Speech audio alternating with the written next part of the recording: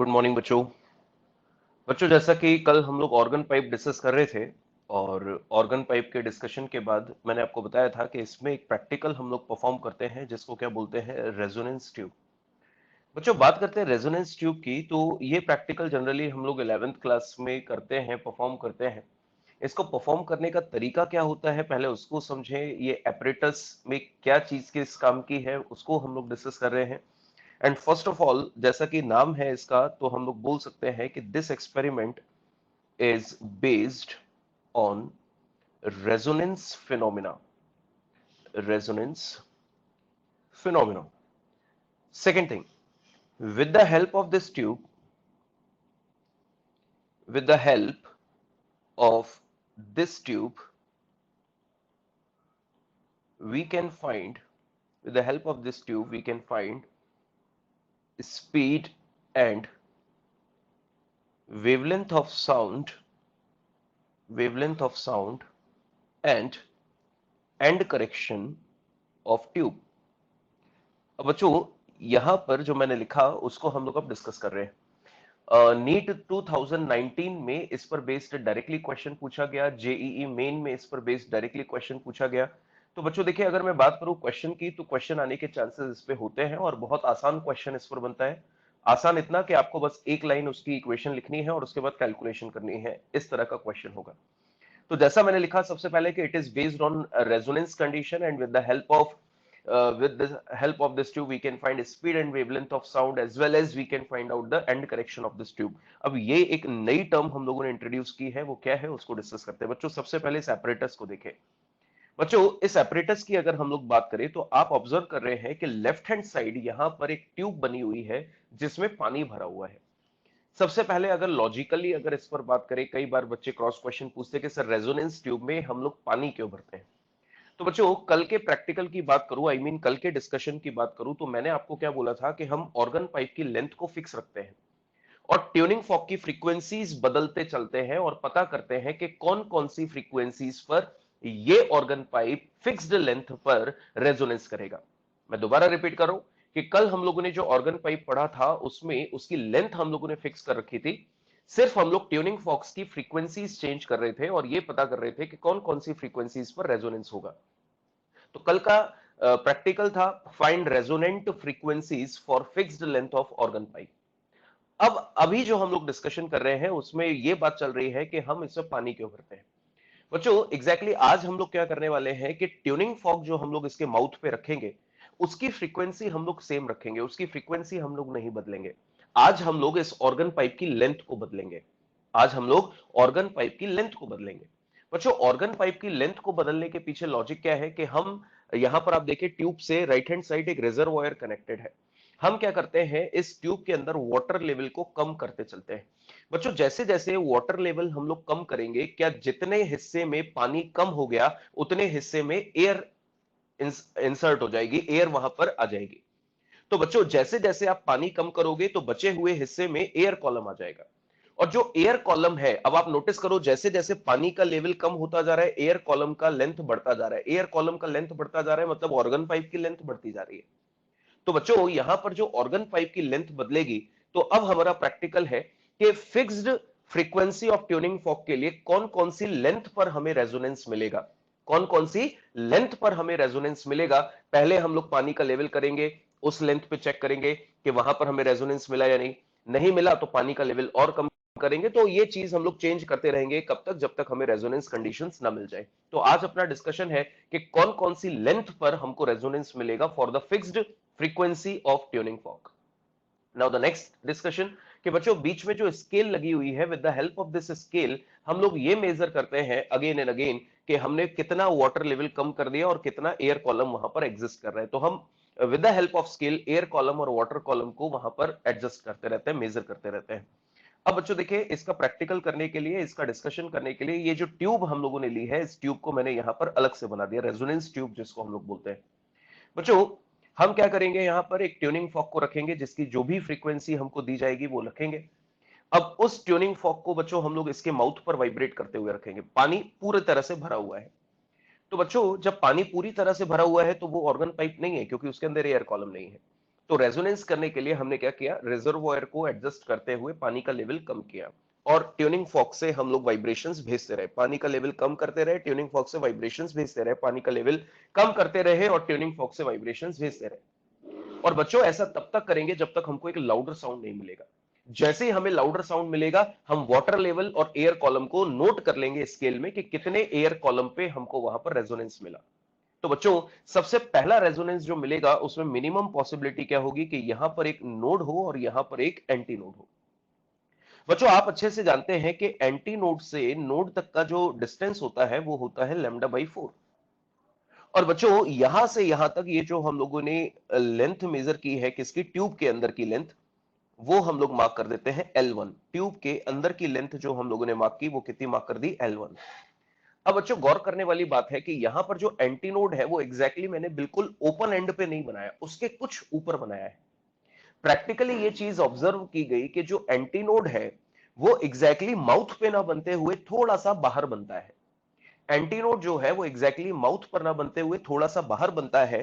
और एंटीनोड की open and से ये जो दूरी होती है इसको अपन नाम बोलते हैं एंड करेक्शन।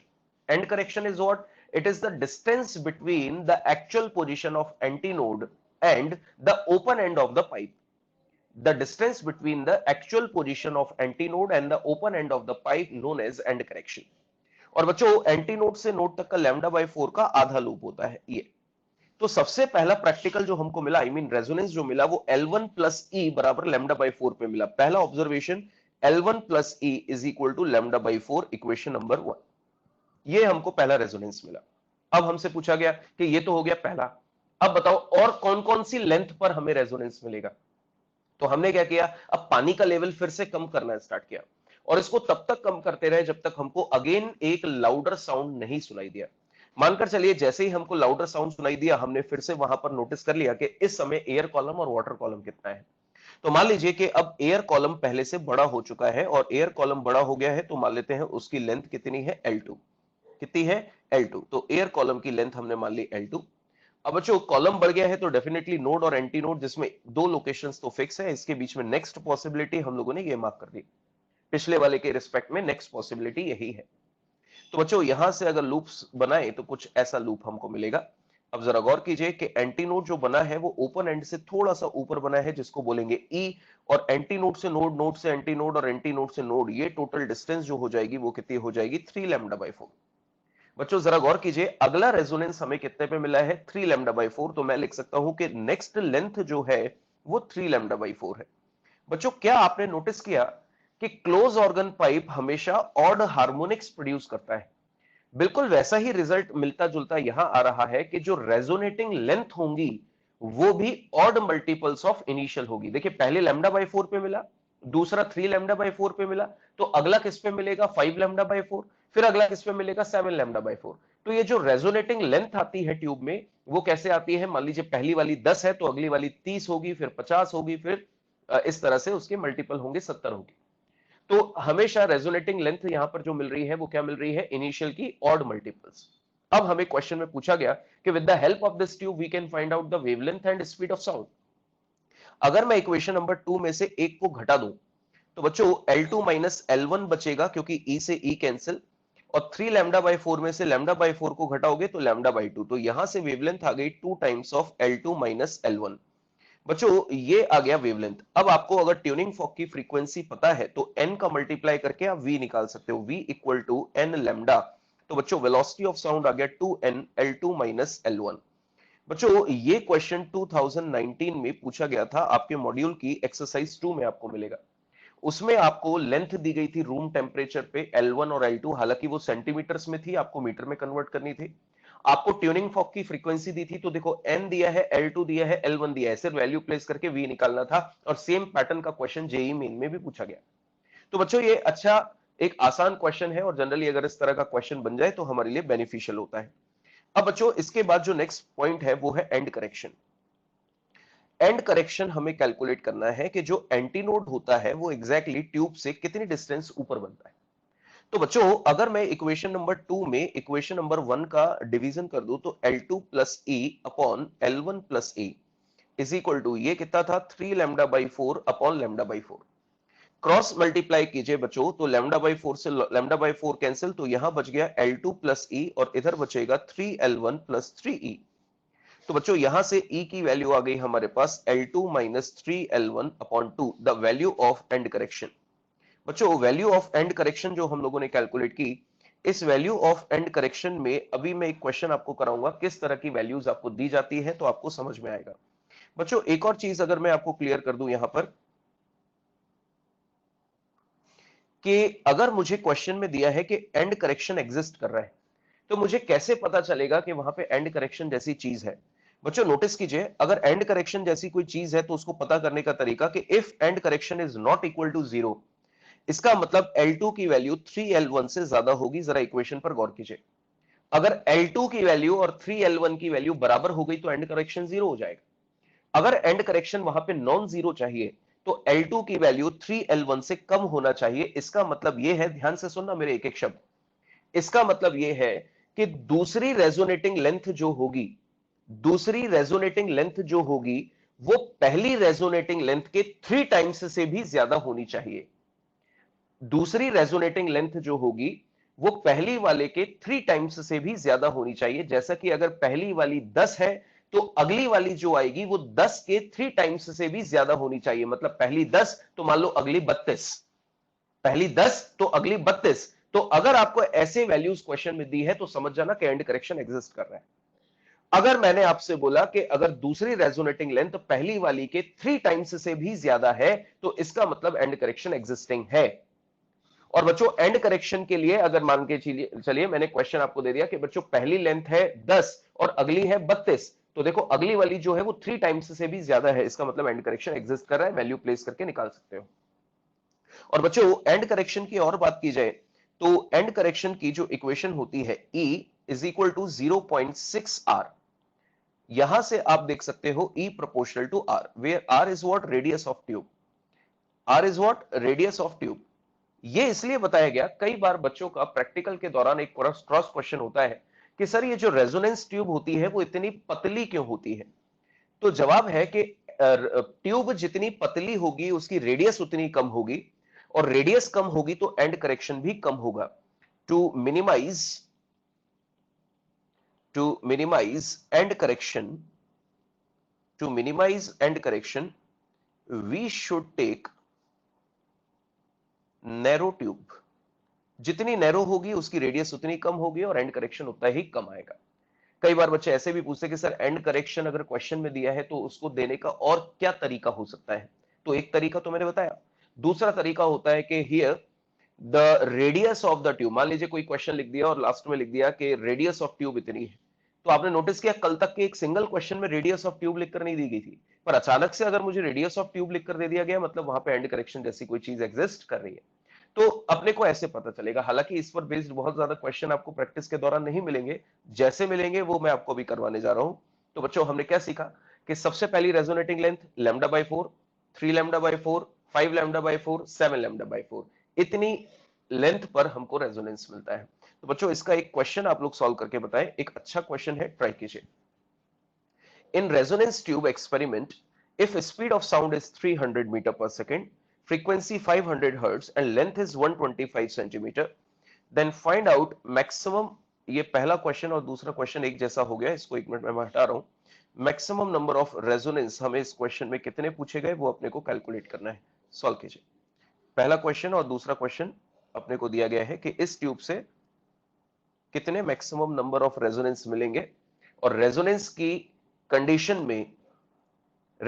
कंडीशन में हमको मैक्सिमम और मिनिमम वाटर लेवल कितना मिलेगा ये पता करना है। एंड करेक्शन का कोई यूज नहीं है बेटा। प्रैक्टिकल के दौरान अपने रिजल्ट्स को एक्चुअली मैच करने के लिए कि हमने जो रिजल्ट निकाले उसमें कोई एरर ना हो, तो उसके लिए पता गया कि एंड करेक्शन जैसी कोई चीज होती है। ठीक है, चलिए क्वेश्चन लिखिए, जल्दी से सॉल्व कीजिए।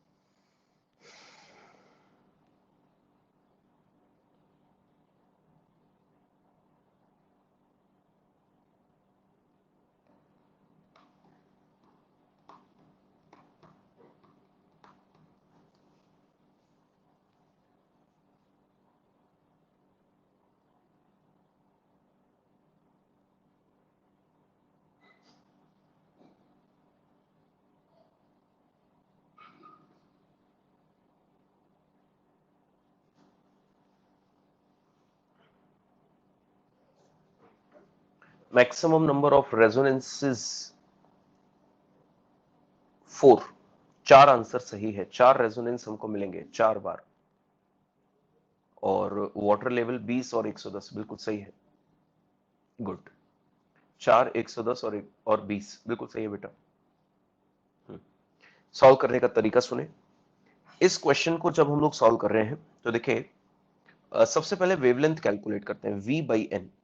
v है 300, ये है 500, तो 3/5 मीटर। अब लेंथ हमको सेंटीमीटर में दी गई है, तो 100 का मल्टीप्लाई करके इसको सेंटीमीटर में बदल देते हैं, तो ये हो गया 60 सेंटीमीटर।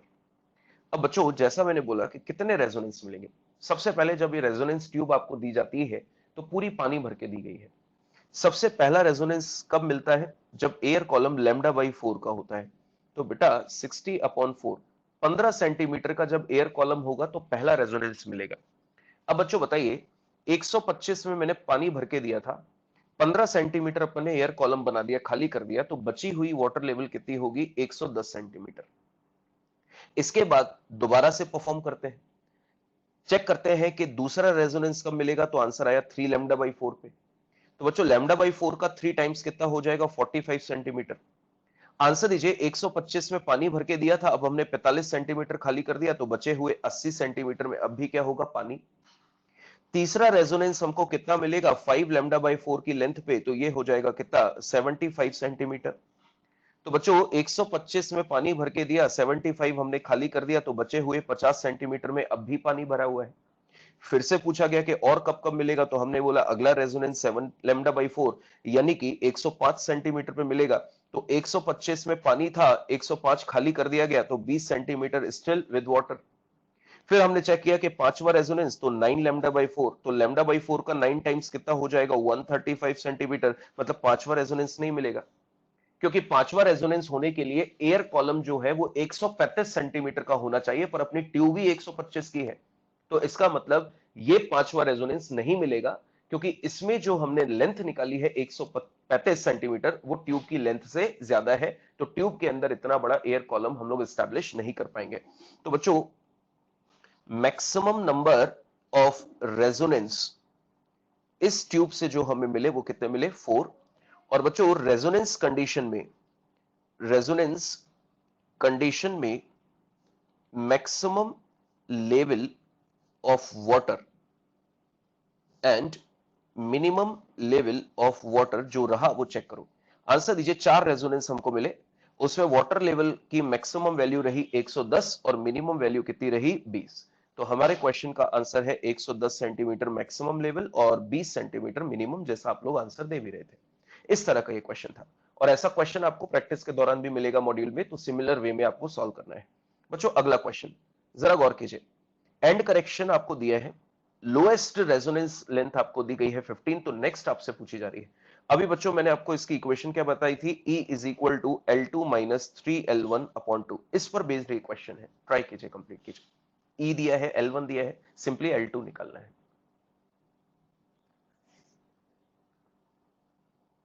47, very good. E की वैल्यू 1, L2 निकालना है, L1 की वैल्यू 15, तो ये हो गया 2, 2 और 45 ऐड होके कितने हो जाएंगे, 47 सेंटीमीटर। ये इस क्वेश्चन का आंसर है, आप लोगों का सही है। अगला क्वेश्चन चेक करो बच्चों, in a resonance tube the first resonance with the tuning fork occurs at 16 and second at 49. If the velocity of sound is 330, the frequency of tuning fork is। बच्चों जैसा नीट 2019 में पूछा गया, same pattern पर based मैंने question रखा है। ये इस रिलेशन पर बेस्ड है जो अभी मैंने आपको थोड़ी देर पहले स्पीड के लिए पढ़ाया था, 2n L2 - L1। कंप्लीट कीजिए जल्दी से।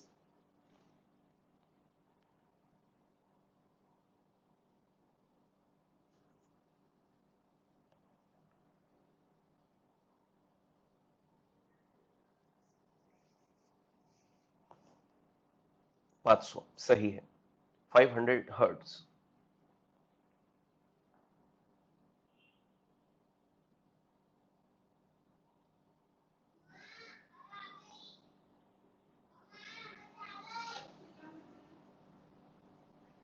ठीक है बच्चों, स्पीड दी गई है 330, फ्रीक्वेंसी निकालनी है, L2 होगा 0.49 मीटर, -0.16 मीटर।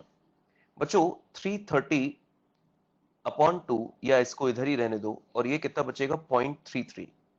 बच्चों 0.33 से 330 कैंसिल करोगे तो 1000/2 इधर आ जाएगा, तो n की वैल्यू कितनी आ जाएगी 500 हर्ट्ज। ये इस क्वेश्चन का आंसर है। बच्चों ये था हमारे पास पैटर्न ऑफ क्वेश्चन के एंड करेक्शन और रेजोनेंस ट्यूब पर क्या वैरायटी बनती है। ये 3 पैटर्न जो मैंने बताए, इस तरह के क्वेश्चंस होंगे। आपको अपने मॉड्यूल में बिगिनर्स बॉक्स में भी इस तरह के क्वेश्चंस मिलेंगे, तो आप सेम वे में इसको सॉल्व कर सकते हो।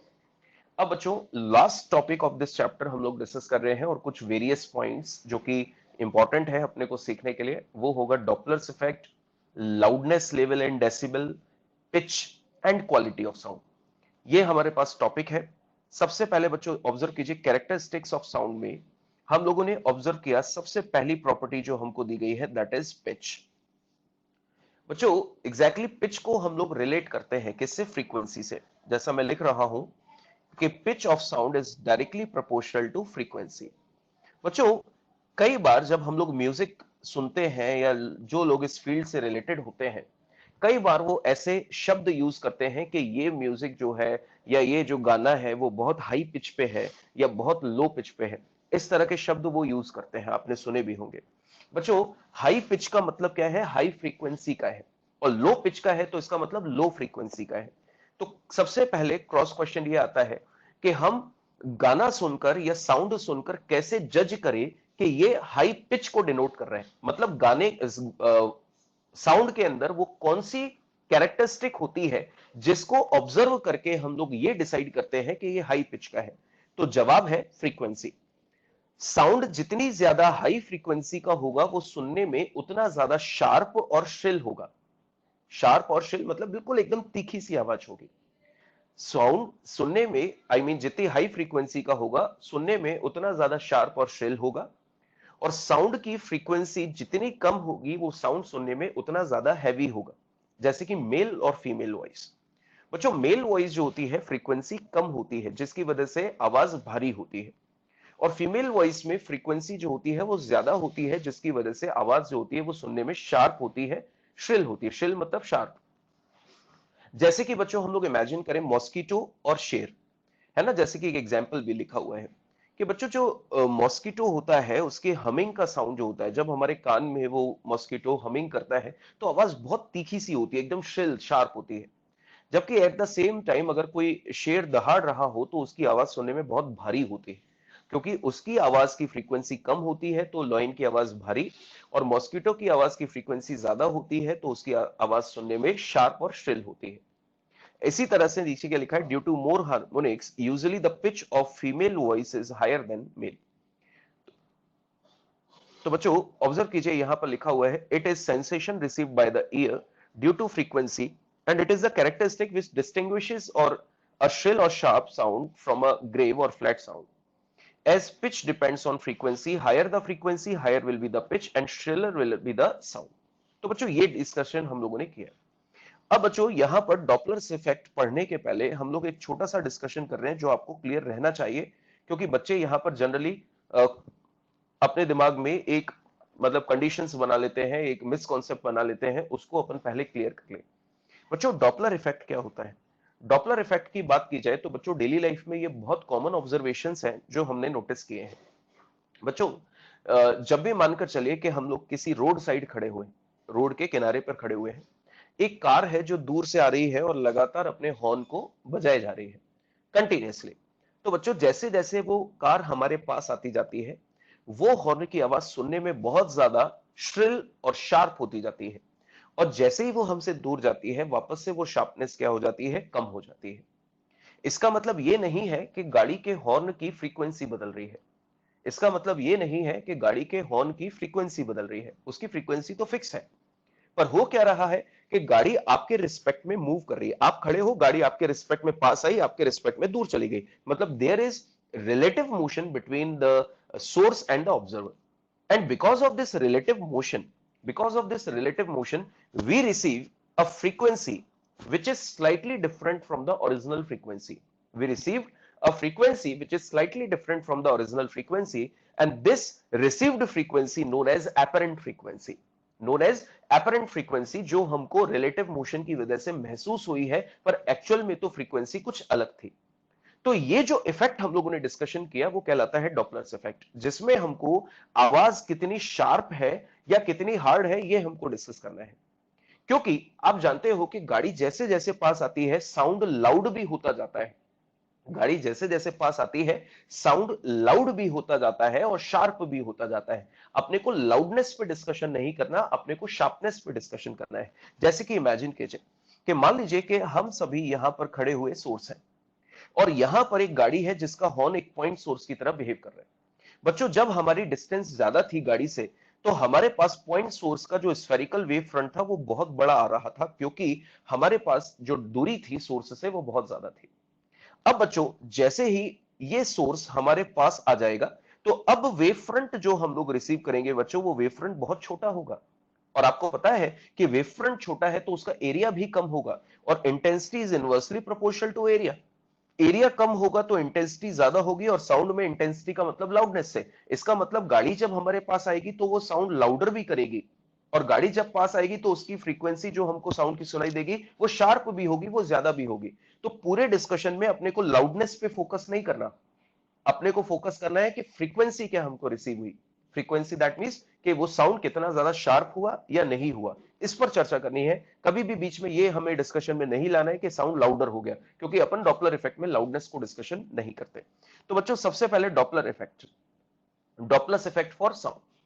बच्चों, डॉपलर इफेक्ट ऑफ साउंड, जैसा मैंने आपको एग्जाम्पल दिया, उसी एग्जाम्पल को मैं रिपीट कर रहा हूं कि मान लीजिए एक गाड़ी का हॉर्न है जो कि सोर्स है, और मैं एक ऑब्जर्वर हूं या हम एक ऑब्जर्वर है। गाड़ी भी रेस्ट पे है और ऑब्जर्वर भी रेस्ट पे है। गाड़ी भी रेस्ट पे है और ऑब्जर्वर भी रेस्ट पे है। That means there is no relative motion between the source and observer. In that case, गाड़ी अगर लगातार अपने हॉर्न को हॉन्क करती जाएगी, तो आपको एग्जैक्टली वही फ्रीक्वेंसी रिसीव होगी जो गाड़ी के हॉर्न की एक्चुअल फ्रीक्वेंसी है, because there is no relative motion between the source and the observer. But if there is relative motion, मान लीजिए गाड़ी पास आ रही है या दूर जा रही है, या ऑब्जर्वर पास आ रहा है या दूर जा रहा है, so if there is relative motion, then we receive a frequency which is different from the original, and this effect known as Doppler effect. और बच्चों, आपको ये कॉन्सेप्ट क्लियर रहना चाहिए दिमाग में कि जब जब सोर्स और ऑब्जर्वर पास आएंगे तो शार्पनेस ऑफ साउंड बढ़ेगी, और जब जब एक दूसरे से दूर जाएंगे शार्पनेस ऑफ साउंड कम होगी।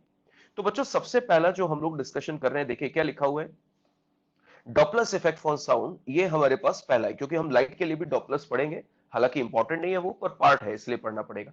लिखा हुआ है the apparent change in frequency और pitch. The apparent change in frequency और पिच। बच्चों, ऑब्जर्व कीजिए, यहां पे जो शब्द लिखा है वो लिखा है अपरेंट, मतलब कि एक्चुअल फ्रीक्वेंसी जो है वो तो वही रहती है, सिर्फ रिलेटिव मोशन की वजह से अपन अपरेंट शब्द यूज कर रहे हैं, जो हमें महसूस होता है, फील होता है। The apparent change in frequency due to relative motion of source and observer, due to relative motion. बच्चों, ये इंपॉर्टेंट टर्म है कि पूछा जाए कि डॉपलर इफेक्ट क्यों होता है, तो आपका आंसर होगा because of relative motion along the line of sight is called Doppler effect। अब इसको एक्सप्लेन करता हूं। बच्चों, सबसे पहला डिस्कशन चेक कीजिए, सबसे पहला डिस्कशन कि सोर्स एट रेस्ट। आपने कभी भी इस तरह की एक इक्वेशन सुनी होगी, मैं जस्ट एक रफ डिस्कशन कर रहा हूं, प्रूफ करके बताऊंगा। आपने कभी भी इसके पहले ये इक्वेशन पढ़ी है, n dash is equal to n v plus minus v observer upon v minus plus v source. अगर आपने पढ़ी है तो आप इसको अच्छे से जानते होंगे कि कैसे यूज करना है। बच्चों, n डैश का मतलब होता है वो फ्रीक्वेंसी जो हमने रिसीव की, n का मतलब होता है वो फ्रीक्वेंसी जो हॉर्न एक्चुअल में एमिट कर रहा है, v का मतलब होता है वेलोसिटी ऑफ साउंड, vo का मतलब होता है velocity of observer, and vs का मतलब होता है वेलोसिटी ऑफ सोर्स। कई बार जब आप अपने क्वेश्चन सॉल्व करते हो तो हम इस तरह से रट लेते हैं, बच्चों आंसर दीजिएगा, न्यूमरेटर अगर बढ़ेगा तो फ्रीक्वेंसी बढ़ेगी, और डिनोमिनेटर घटेगा तो भी फ्रीक्वेंसी बढ़ेगी, क्योंकि डिनोमिनेटर के साथ इनवर्स रिलेशन कहलाता है। तो न्यूमरेटर बढ़ेगा तो फ्रीक्वेंसी बढ़ेगी, और डिनोमिनेटर घटेगा तो भी फ्रीक्वेंसी बढ़ेगी। तो कई बार अपन इसको क्वेश्चन को सॉल्व करने का तरीका क्या रटते हैं, क्या रटते हैं उसको सुने। अपन ये रटते हैं, अगर अपने को पता चल जाए कि सोर्स और ऑब्जर्वर पास आ रहे हैं, तो दिमाग में अपने सेट हो गया कि पास आ रहे हैं तो फ्रीक्वेंसी बढ़ेगी, फ्रीक्वेंसी बढ़ेगी तो न्यूमरेटर बढ़ाना पड़ेगा और डिनोमिनेटर को घटाना पड़ेगा, तो ऊपर लगा दो प्लस, नीचे लगा दो माइनस, क्वेश्चन सॉल्व। ऐसे ही तरीका भी है, ऐसे सॉल्व भी करते हैं, सही भी है। और अगर आपको पता चल गया सोर्स और ऑब्जर्वर दूर जा रहे हैं तो फ्रीक्वेंसी कम सुनाई देगी, फ्रीक्वेंसी कम होगी, तो फ्रीक्वेंसी कम करने के लिए न्यूमरेटर को घटा दो, डिनोमिनेटर को बढ़ा दो, तो न्यूमरेटर घटाने के लिए ऊपर माइनस नीचे प्लस। सही है, ऐसे करते हैं और हम करेंगे भी सही। पर ये तो देखिए एक तरीका हमने बना रखा है क्वेश्चन को सॉल्व करने का, पर इसके पीछे कॉन्सेप्ट क्या है, उस कॉन्सेप्ट पर अब हम लोग हिट करते हैं कि एग्जैक्टली कॉन्सेप्ट क्या है, ऐसा माइनस प्लस आता क्यों है। तो बच्चों सबसे पहले मैंने क्या लिखा, source at rest, observer and medium at rest, मतलब सब कुछ रेस्ट है। There is no relative motion, मैंने लिख दिया यहां पर कोई भी रिलेटिव मोशन नहीं है, कोई रिलेटिव मोशन नहीं है, सब कुछ रेस्ट पे है। और सोर्स की एक्चुअल फ्रीक्वेंसी एन है, तो जब रिलेटिव मोशन नहीं होगा तो ऑब्जर्वर को वही फ्रीक्वेंसी मिलेगी जो कि एक्चुअल है, जो कि एक्चुअल है। पर अब शुरू होता है इसका पहला पार्ट जो कि हमारे लिए इंपॉर्टेंट है। बच्चों ध्यान से सुनिएगा, इसका मैं पूरा डिस्कशन आपको बताऊंगा, उससे आपको क्लियर हो जाएगा कि यस ऐसा होता है, इसलिए ये रिजल्ट हमारे सामने आया। बच्चों नोटिस कीजिए, when a source is moving towards a stationary observer, when a source is moving towards a stationary observer, बच्चों मानकर चलिए कि ये सोर्स है और ये ऑब्जर्वर है। बच्चों ऑब्जर्वर स्टेशनरी है, ऑब्जर्वर स्टेशनरी है, तो मैंने यहां पे बोल दिया कि ये रेस्ट पे है, एंड सोर्स इज मूविंग। बच्चों आपको पता है कि जब भी अपने को कोई वीडियो अपने को देखना होता है, जब भी कोई वीडियो अपने को देखना होता है, साउंड का, जब भी हम लोग कोई एनिमेशन या वीडियो देख रहे होते हैं, तो एग्जैक्टली हमको साउंड वेव्स कुछ ऐसे बना कर दी जाती है कि साउंड आगे की तरफ जा रहा है, ऐसे। नोटिस किया है आपको, इस तरह के डायग्राम्स वहां पर दिखाई देते हैं कि साउंड आगे जा रहा है तो ऐसे डायग्राम बना देते हैं। एग्जैक्टली बच्चों ये वेव फ्रंट्स हैं जो कि स्फेरिकल है, अगर आप इनको पीछे तक एक्सटेंड कर दो तो ये वेव फ्रंट्स बनेंगे। तो बच्चों सोर्स मूव कर रहे हैं, सोर्स कर रहा है, उसकी वेलोसिटी है वीएस, उसकी फ्रीक्वेंसी है एन, और जो साउंड है उसकी वेलोसिटी हम लोगों ने मान ली वी। बच्चों v stands for velocity of sound, जो कि आगे की तरफ ट्रेवल कर रहा है टुवर्ड्स द ऑब्जर्वर। अब क्वेश्चन में बोला जा रहा है बच्चों एक्सपेक्टेड आंसर क्या है, पहले उस पर काम करते हैं। एक्सपेक्टेड आंसर क्या है बच्चों, आंसर दीजिए कि ऑब्जर्वर रेस्ट पे सोर्स पास आ रहा है, सोर्स पास आ रहा है तो फ्रीक्वेंसी, सोर्स पास आ रहा है तो फ्रीक्वेंसी बढ़ेगी, सोर्स पास आ रहा है तो फ्रीक्वेंसी बढ़ेगी। तो बच्चों एक्सपेक्टेड आंसर क्या है, N dash is equal to N V plus minus we observer v minus plus we source, ये इक्वेशन थी। तो बच्चों फ्रीक्वेंसी बढ़ानी है, अब ऑब्जर्वर तो रेस्ट पे है इसलिए ऊपर से उसकी वेलोसिटी खत्म, सोर्स चल रहा है तो सोर्स की वेलोसिटी लिखी जाएगी। आंसर दो, फ्रीक्वेंसी को बढ़ाना है तो डिनोमिनेटर को घटाना पड़ेगा, और इसको घटाने के लिए नीचे माइनस आना चाहिए, ये एक्सपेक्टेड आंसर है। ये तो अपने क्वेश्चन को सॉल्व करने का तरीका बनागा आगे, पर ये हुआ क्यों ऐसा उसका डिस्कशन में कर रहा हूं। बच्चों ऑब्जर्व कीजिए, यहां पर एक छोटा सा डिस्कशन अपन करते हैं जिससे आपको समझ आएगा कि एग्जैक्टली अपन नीचे माइनस या प्लस क्यों यूज करते हैं। बच्चों मानकर चलिए कि यहां पर हमारे पास एक सोर्स रखा हुआ है, क्या रखा हुआ है, सोर्स, जो कि कुछ फ्रीक्वेंसी की वेव्स एमिट कर रहा है। बच्चों इनिशियली जो है वो सोर्स किस पे है, रेस्ट पे। ध्यान से सुनना आप लोग, सोर्स किस पे है, रेस्ट पे। और बच्चों आपको याद है अपन ने वेवलेंथ की डेफिनेशन क्या पढ़ी थी, अपन एक वेव के रिस्पेक्ट में सोर्स से डिस्कशन कर रहे हैं कि एग्जैक्टली क्या चेंज देखने को मिलते होंगे उस वेव के लिए।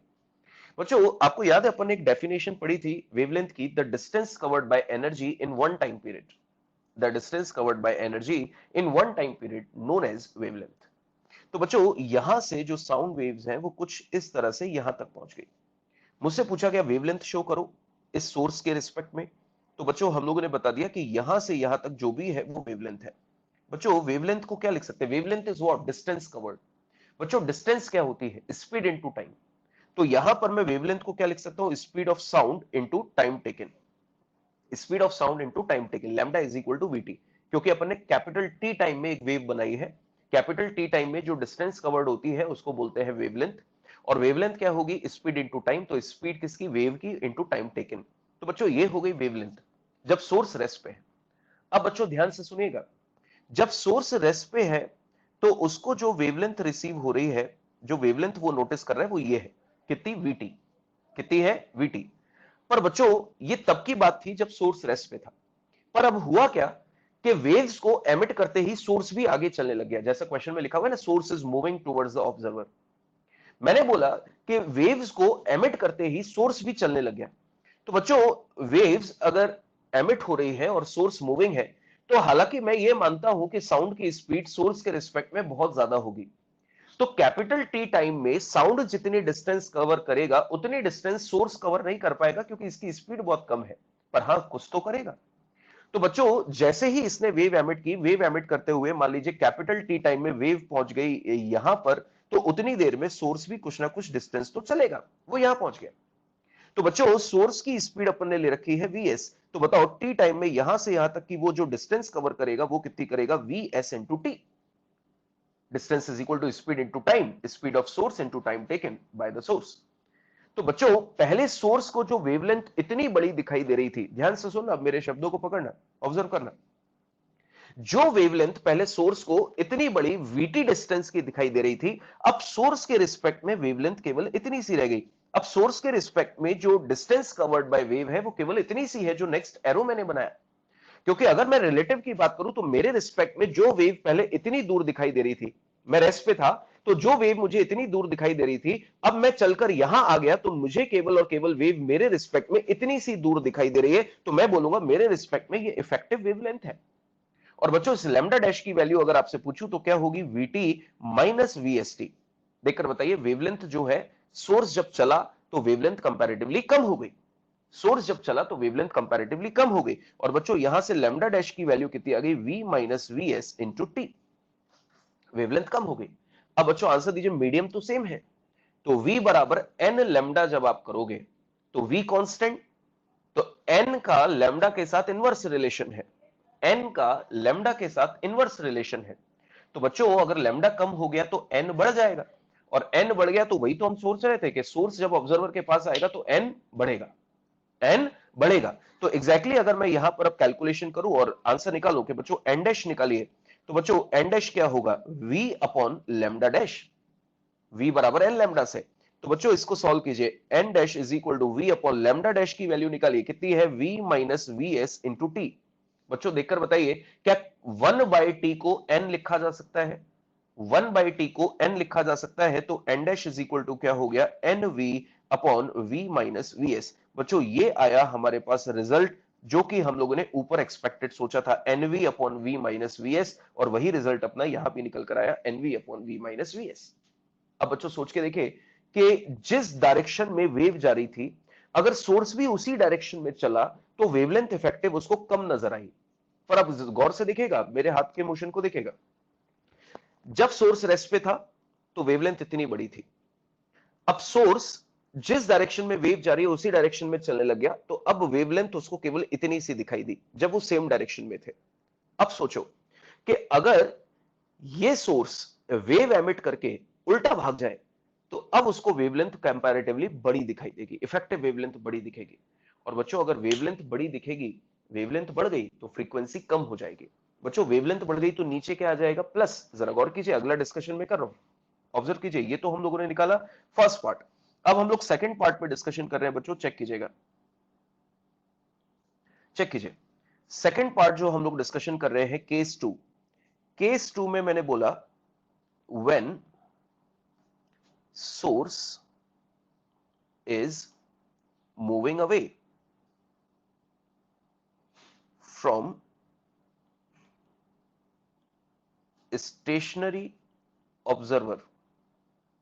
तो ध्यान दीजिए, यहां पर हम लोगों ने लिख दिया सोर्स और यहां लिख दिया observer. Observer is at rest and source is moving away with the velocity vs, and the sound waves are moving like this with the velocity v, that is velocity of sound। तो बच्चों जो previous discussion मैंने किया उसमें अब आप answer सोच सकते हो, जल्दी से आप बताएंगे। बच्चों जब सोर्स रेस्ट पे था, मान लीजिए कि ये सोर्स था, वो रेस्ट पे था, और ये हमारे पास वेव की वेवलेंथ थी, that is lambda is equal to VT, जैसा प्रीवियस डिस्कशन था। अब बच्चों वापस से वैसे ही बात करता हूं कि सोर्स वेव्स एमिट करके, जो वेव्स हैं वो ऐसी है, अब जो सोर्स है वो वेव एमिट करके पीछे भाग गया इतना। तो बच्चों बताओ, सोर्स अगर पीछे भाग गया तो ये डिस्टेंस जो होगी वो कितनी होगी, वीएसटी, और ये जो टोटल डिस्टेंस है वो कितनी है, वीटी। ऊपर चेक करो ये कितनी है, वीटी। तो बताओ अब सोर्स के रिस्पेक्ट में टोटल वेवलेंथ उसको कितनी नजर आएगी, lambda dash, that is VT plus VST. बच्चों बताओ वेवलेंथ बढ़ गई, वेवलेंथ बढ़ गई तो डेफिनेटली फ्रीक्वेंसी कम हो जाएगी। तो यहां पर मैं जो नई फ्रीक्वेंसी निकालूंगा वो कितनी होगी, एन, या अपन पूरा लिख ले, N dash is equal to V upon lambda dash. बच्चों N dash is equal to V upon lambda dash को अपन क्या लिखेंगे, vt प्लस vst और 1/t को क्या लिख देंगे n। तो बच्चों देखिए डिनोमिनेटर में प्लस साइन आ गया, डिनोमिनेटर में प्लस साइन आ गया मतलब डिनोमिनेटर बढ़ गया तो फ्रीक्वेंसी कम हो गई। तो ऑब्वियस सी बात है सोर्स अगर दूर जाएगा तो फ्रीक्वेंसी कम सुनाएगा। तो नीचे प्लस माइनस क्यों आते हैं उसका रीजन अपन ने पकड़ा कि रीजन है प्लस माइनस आने का कि वेवलेंथ इफेक्टिवली वहां पर बदल रही है, वेवलेंथ इफेक्टिवली वहां पर बदल रही है। जब पास आया तो वेवलेंथ कम हुई और जब दूर भाग रहा है तो वेवलेंथ बढ़ गई, जिसकी वजह से फ्रीक्वेंसी अफेक्ट हो रही है। पर अपन क्वेश्चन सॉल्व करने के दौरान यही तरीका अपनाएंगे कि फ्रीक्वेंसी घटानी है तो डिनोमिनेटर को बढ़ा दो और फ्रीक्वेंसी बढ़ानी है तो डिनोमिनेटर को घटा दो। पर उसके पीछे रीजन क्या चल रहा है वो मैंने आपको दिया। और बच्चों इसी को अब एक एनिमेशन में आप लोग ऑब्जर्व करें। बच्चों देखिएगा साइड में एक एनिमेशन, ये एनिमेशन देखिए सोर्स आगे जा रहा है तो आगे वाली वेव्स को देखो उनके बीच का गैप कम है जबकि पीछे वाली वेव्स का गैप ज्यादा है। देखो आगे वाली वेव्स सिकुड़ रही है, पास पास आ रही है, वेवलेंथ कम नजर आ रही है। और पीछे वाली वेव्स को देखो सोर्स के रिस्पेक्ट में पीछे वाली वेव की वेवलेंथ उसको ज्यादा नजर आ रही है, उनके बीच का गैप। तो एग्जैक्टली जब ये सोर्स ऑब्जर्वर के पास आ रहा है तो वेवलेंथ कम हो रही है, समझ आ रहा है। जब सोर्स ऑब्जर्वर के पास आ रहा है तो वेवलेंथ कम हो रही है और पीछे वाली वेव्स को अगर देखें तो वहां पर वेवलेंथ बढ़ रही है। तो ये डिस्कशन हम लोगों ने अभी तक किया। और अब बच्चों यहां पर आपको एक क्रॉस क्वेश्चन क्या पूछा जाता है, मैं इसके साथ ये डायग्राम लगा रहा हूं, चेक कीजिएगा। ये डायग्राम मैंने यहां लगा दिया कि सोर्स जब आगे बढ़ेगा तो कुछ ऐसा फॉर्मेशन होगा वेवलेंथ्स का। क्लियर। अब बच्चों नोटिस कीजिए, ध्यान से समझे कि ये तो हो गई हमारे पास एन डैश जैसा हमारा एक्सपेक्टेड आंसर था। अब वैसे तो मैंने आपको लैम्डा डैश निकालकर बता दिया, पर कई बार आपसे क्वेश्चन में पूछा गया कि आप एपरेंट वेवलेंथ निकालो। तो एपरेंट वेवलेंथ अपन ऊपर निकाल चुके हैं, ये रही v minus V S into T, ये अपन निकाल चुके हैं। पर अब आपको अगर मान लीजिए कि फ्रीक्वेंसी की इक्वेशन पता है और वेवलेंथ निकालनी है तो कैसे निकालोगे। Velocity of sound upon lambda dash is equal to N V upon we minus we S. ऐसे एन डैश को अपन ने क्या लिखा, v by lambda dash, lambda dash निकालना है भाई अपने को। तो बच्चों यहां से v से v कैंसिल, तो लैम्डा डैश की वैल्यू कितनी आ जाएगी बच्चों, ऑब्जर्व कीजिए v minus we S upon N. 1 upon N को क्या लिख सकते हो, कैपिटल टी। तो ऊपर देखिए वही चीज लिखी है, 1 अपॉन एन को कैपिटल टी। तो इस तरह से आप वेवलेंथ कैलकुलेट कर सकते हो, समझ आया। इस तरह से आपको निकालनी। और यहां भी आप अगर करके देखो तो बच्चों इसका डायग्राम अब हम लोग यहां शिफ्ट कर देते हैं। ये डायग्राम जब सोर्स चलेगा तो कुछ ऐसा बनेगा, ये सोर्स का डायग्राम है। और यहां पर भी अगर आपको कभी वेवलेंथ निकालनी पड़ जाए तो एन डैश को क्या लिखोगे, v upon lambda dash is equal to N V upon V plus V S. तो बच्चों v से v कैंसिल, तो n इज इक्वल टू कितना हो जाएगा, sorry lambda dash is equal to कितना हो जाएगा, v plus V S upon N. इस तरह से आपको वहां पर वेवलेंथ कैलकुलेट कर लेनी है। तो बच्चों ये एक पैटर्न हम लोगों ने डिस्कस किया और लास्ट है केस 3 और 4, उसके बाद सारी चीजें आसान हो जाएंगी। बच्चों केस 3 में देखिए क्या लिखा हुआ है, when an observer moves towards a stationary source. बच्चों यहां पर एक इंपॉर्टेंट लॉजिक में लगा देता हूं जो आपको थ्योरेटिकल क्वेश्चन में काम आएगा। When source moves, wavelength affected. जब सोर्स मूव करता है तो वेवलेंथ अफेक्ट होती है, कैसे होती है वो मैंने सिखाया। अब बच्चों नोटिस कीजिए, when an observer moves towards a stationary source. बच्चों इस बार सोर्स स्टेशनरी है, रेस्ट पे है, इसकी फ्रीक्वेंसी एन है, ये साउंड वेव्स को एमिट कर रहा है, लाइक दिस। ये साउंड वेव्स को एमिट कर रहा है। ये है हमारे पास v is equal to velocity of sound. और इस बार ऑब्जर्वर जो है वो vo से पास आ रहा है। बच्चों क्या लगता है इस बार जो एक्सपेक्टेड रिजल्ट है, पहले उस पर चर्चा करते हैं। एक्सपेक्टेड रिजल्ट देखेगा v अपॉन वी। बच्चों सोर्स रेस्ट पे है तो नीचे डिनोमिनेटर में वी एस खत्म, पर ऑब्जर्वर चल रहा है। आंसर दीजिए, ऑब्जर्वर पास आ रहा है तो फ्रीक्वेंसी बढ़ेगी, ऑब्जर्वर पास आ रहा है तो फ्रीक्वेंसी बढ़ेगी। और फ्रीक्वेंसी बढ़ाना है तो न्यूमरेटर को बढ़ाना पड़ेगा, डायरेक्ट रिलेशन है, तो बीच में क्या लगाओगे, प्लस। तो ये अपना एक्सपेक्टेड आंसर है। पर ये एक्सपेक्टेड आंसर अपन बाद में मैच करेंगे, पहले सोचते हैं कि यहां क्या होगा। बच्चों ध्यान रखिएगा कि एग्जैक्टली जब सोर्स रेस्ट पे होता है तो वेवलेंथ पे अब फर्क नहीं पड़ेगा। अब तो सोर्स रेस्ट पे है तो वेवलेंथ पे कोई फर्क नहीं पड़ रहा है। ऊपर वेवलेंथ क्यों इफेक्ट हो रही थी, क्योंकि सोर्स चल रहा था। पर इस बार सोर्स रेस्ट पे है तो वेवलेंथ पे कोई इफेक्ट नहीं पड़ेगा, वेवलेंथ रिमेन सेम। पर इस बार ऑब्जर्वर साउंड की जो वेलोसिटी रिसीव करेगा वो अलग होगी। बच्चों आपको याद है आप काइनेमैटिक्स में रिलेटिव मोशन पढ़ते हो। रिलेटिव मोशन में आपको सिखाया जाता है कि जब दो वेलोसिटीज एक दूसरे के अपोजिट होती हैं और आप उनका रिलेटिव निकालते हो तो वो आपस में, जल्दी बताइए, आपस में जब दो वेलोसिटीज एक दूसरे के अपोजिट होती है और आप रिलेटिव निकालते हो तो वो आपस में ऐड हो जाती है, और जब दो वेलोसिटी सेम डायरेक्शन में होती है तो आप रिलेटिव निकालते हो तो वो सबट्रैक्ट हो जाती है। तो बच्चों गौर कीजिए कि यहां पे ऑब्जर्वर की वेलोसिटी और साउंड की वेलोसिटी एक दूसरे के अपोजिट है।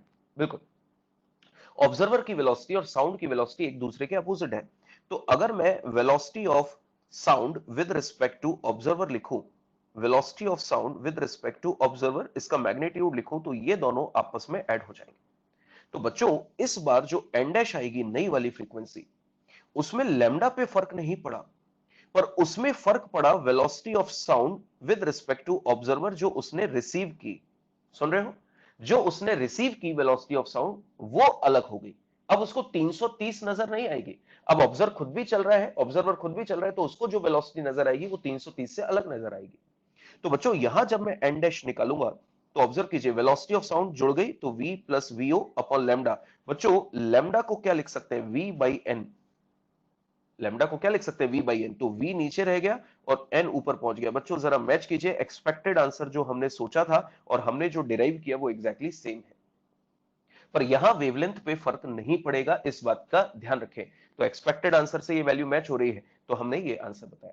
और बच्चों मैं आपको प्रूफ भी कर दूं कि जब सोर्स रेस्ट पे होता है तो वेवलेंथ पे फर्क नहीं पड़ता। जरा गौर कीजिए, v dash upon lambda dash मैंने लिखा, n को लिख सकता हूं original v upon original lambda, v plus VO upon v। बच्चों v डैश जो है ऑब्जर्वर को नजर आया वो v प्लस वीओ था, लैम्डा डैश मुझे निकालना है, ये v अपॉन लैम्डा और ये हो गया v plus V naught upon v। जरा गौर कीजिए बच्चों, ये आपस में कैंसिल, v से v कैंसिल, तो lambda dash is equal to क्या आ गया, लैम्डा। तो when source is at rest,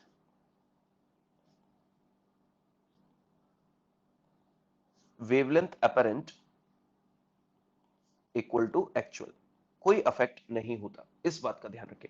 और बच्चों अब क्या लिखा है, सोर्स इज मूविंग अवे, तो अब आप सोच सकते हैं when observer is moving away, sorry, तो सोर्स जो है वो रेस्ट पे है, एन फ्रीक्वेंसी की वेव्स को एमिट कर रहा है, ये साउंड आगे जा रहा है, v equal to velocity of sound, और ऑब्जर्वर अब दूर भाग रहा है, कितनी वेलोसिटी से, vo।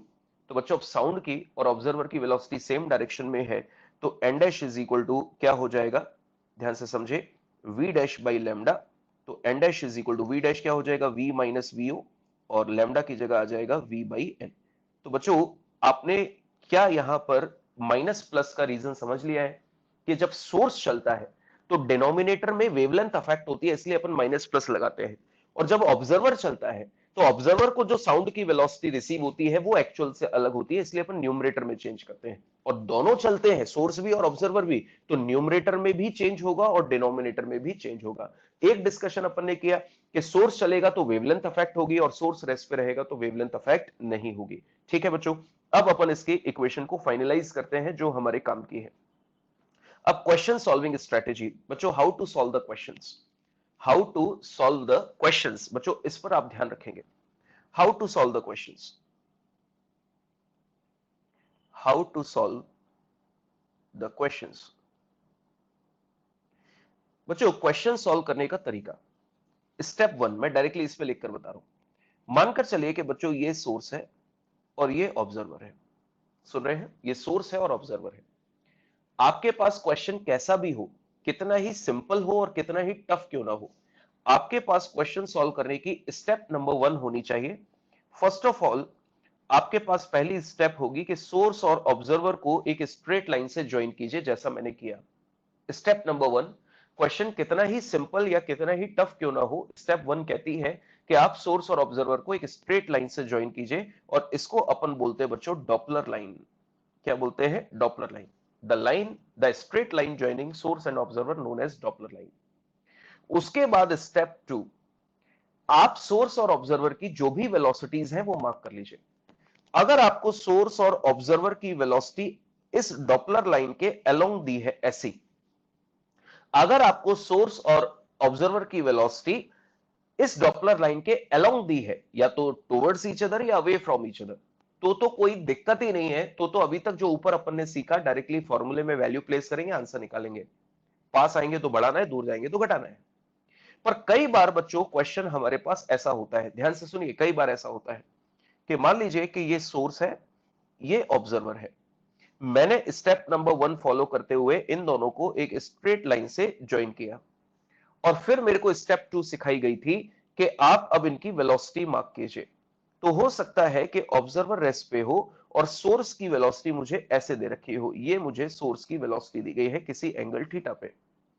तो बच्चों ऐसी सिचुएशन में आपको क्या करना है, वेलोसिटी ऑफ सोर्स, अगर आपको सोर्स और ऑब्जर्वर की वेलोसिटी डॉपलर लाइन के अलोंग नहीं दी है तो आप उसकी वेलोसिटी के कंपोनेंट कीजिए और कंपोनेंट करके उस कंपोनेंट से मतलब रखिए जो डॉपलर लाइन के अलोंग है, क्योंकि यहां पे आप देख रहे हो इस इंस्टेंट पे वेलोसिटी के दो कंपोनेंट है, पर जो डॉपलर इफेक्ट मिलेगा वो किसकी वजह से मिलेगा, उस कंपोनेंट की वजह से जो डॉपलर लाइन के अलोंग होगा।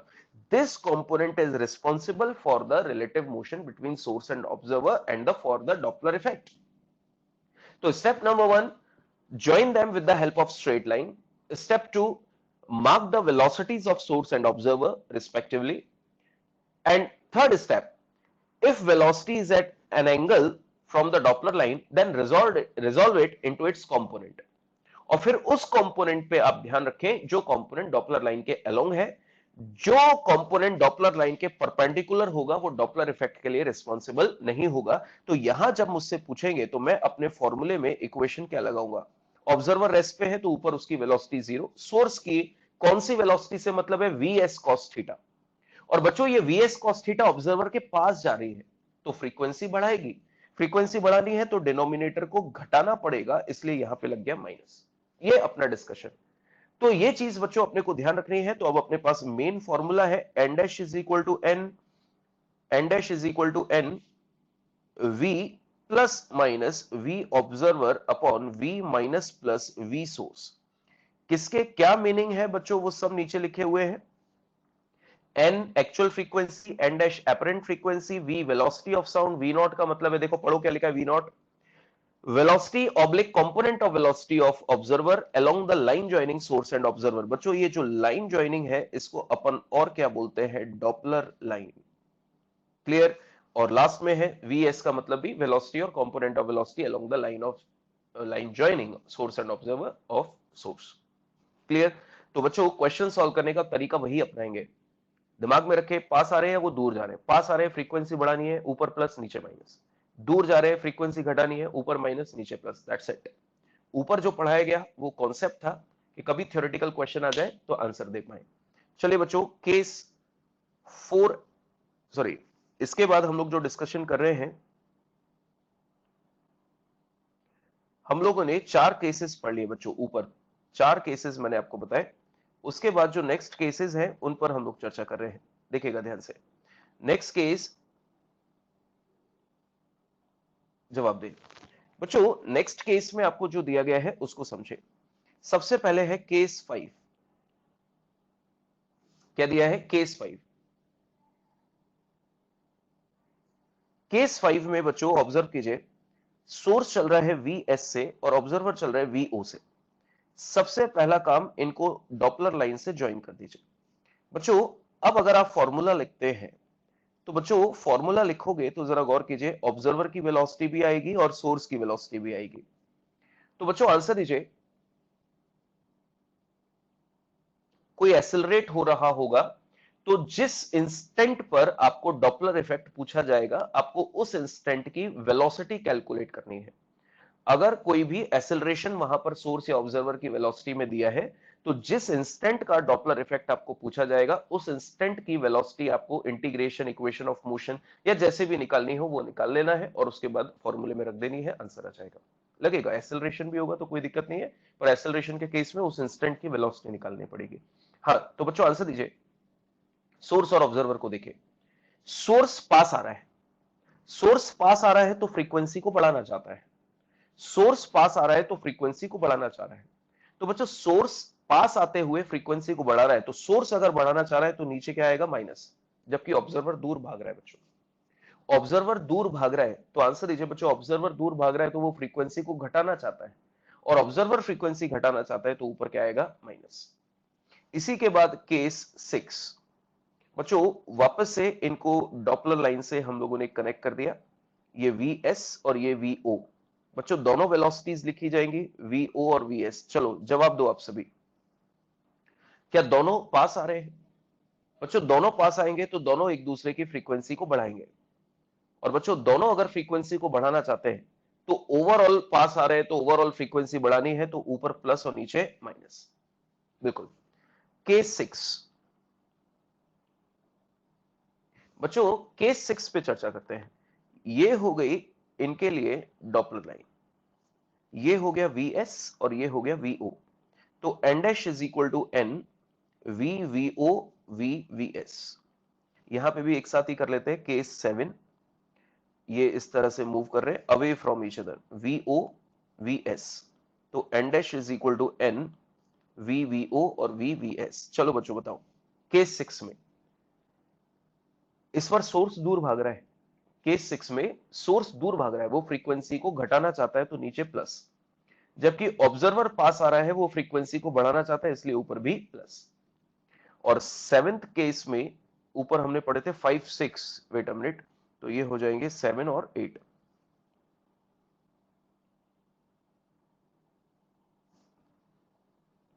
सेवन और 8। हाँ, तो बच्चों इसमें 8th केस में दोनों एक दूसरे से दूर जा रहे हैं तो दोनों फ्रीक्वेंसी को कम करना चाह रहे हैं। केस 8 में दोनों दूर जा रहे हैं तो फ्रीक्वेंसी को कम करना चाह रहे हैं। फ्रीक्वेंसी कम करनी है ओवरऑल तो ऊपर माइनस नीचे प्लस, ये इक्वेशन होनी चाहिए। बच्चों ये थे 8 केसेस जो हम लोगों ने डिस्कस किए। अब हम लोग इसके क्वेश्चंस पे चर्चा करते हैं। सबसे पहला क्वेश्चन बच्चों सॉल्व करके बताइए। आसान क्वेश्चन दिया है, पर इस आसान क्वेश्चन से एक थ्योरेटिकल क्वेश्चन आपको क्लियर होगा, उसको सॉल्व करें जल्दी से फटाफट। If speed of sound is 300 and frequency of sound is 300 hertz, apparent frequency in the given situation।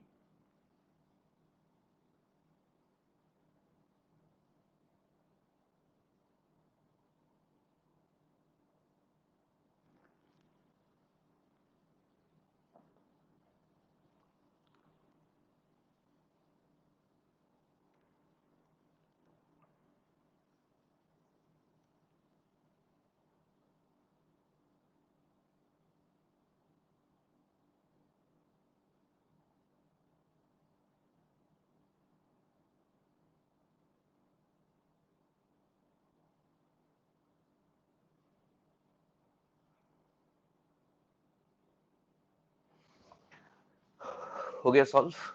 Good. बच्चों स्टेप नंबर 1 बस फॉलो करनी है कि ये डॉपलर लाइन हम लोगों ने खींची।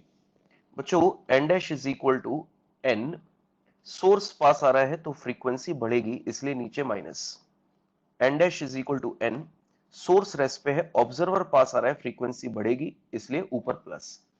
बच्चों नोटिस कीजिए, n dash is equal to n कितना है 300, वेलोसिटी 300, और ये दिया गया है 300 माइनस 100।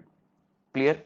तो 450 ये आंसर हो जाएगा, ये बचेगा अपने पास 900 450 हर्ट्ज। बिल्कुल। इसके बाद है n dash is equal to, ये हो गया 300, v कितना है 300, ऑब्जर्वर की है 100 और नीचे है v दैट इज 300। तो सॉल्व करने के बाद आ जाएगा 400 हर्ट्ज। बच्चों एग्जैक्टली इस क्वेश्चन को सॉल्व कराने का पर्पस क्या था उसको देखें। बच्चों क्या आपने नोटिस किया इस क्वेश्चन में सारे पैरामीटर सेम थे, फ्रीक्वेंसी, स्पीड ऑफ साउंड, दोनों पार्ट्स के लिए सारे पैरामीटर सेम थे। पहले पार्ट में सोर्स की जितनी वेलोसिटी थी उतनी वेलोसिटी मैंने ऑब्जर्वर की दी, और जैसा पहला पार्ट था दूसरा पार्ट भी मैं वैसे ही सोच रहा था कि दोनों पास आ रहे हैं। पर बच्चों देखिए कि वैल्यूज या डेटा हम लोगों ने भले ही सेम लिए पर आंसर दोनों से सेम नहीं आए, क्योंकि बोला जाता है कि साउंड वेव्स के लिए डॉपलर इफेक्ट एक असिमेट्रिकल फिनोमिना है। साउंड वेव्स के लिए डॉपलर इफेक्ट एक असिमेट्रिकल फिनोमिना है। कहने का मतलब कि अगर आप सारे पैरामीटर सेम रखो पर एक बार उन पैरामीटर्स से सोर्स को चलाओ और अगली बार उन पैरामीटर्स से ऑब्जर्वर को चलाओ, तो उनके आंसर्स आपको अलग देखने को मिलेंगे जैसा आपने नोटिस किया। उसका कारण, क्योंकि जब सोर्स चलता है तो डिनोमिनेटर में वेवलेंथ अफेक्ट हो रही है, और जब ऑब्जर्वर चल रहा है तो न्यूमरेटर में relative velocity of sound with respect to observer affect हो रही है। तो इसीलिए भले ही सारे पैरामीटर से सेम क्यों ना हो, वहां पर दोनों आंसर कभी सेम नहीं आएंगे, क्योंकि एक बार सोर्स चला तो कुछ और अफेक्ट हुआ और ऑब्जर्वर चला तो कुछ और अफेक्ट हुआ। इसलिए नीचे देखिए क्या लिखा हुआ है, एक इंपॉर्टेंट नोट ऑब्जर्व कीजिए क्या है, sound Doppler effect is an asymmetrical phenomena. Clear? इसके लिए ये क्वेश्चन हमने किया था। अगला क्वेश्चन बच्चों सॉल्व कीजिए। Consider the situation shown in figure. If speed of sound is v and frequency of source is n, then find the apparent frequency at the given instant. Solve करें।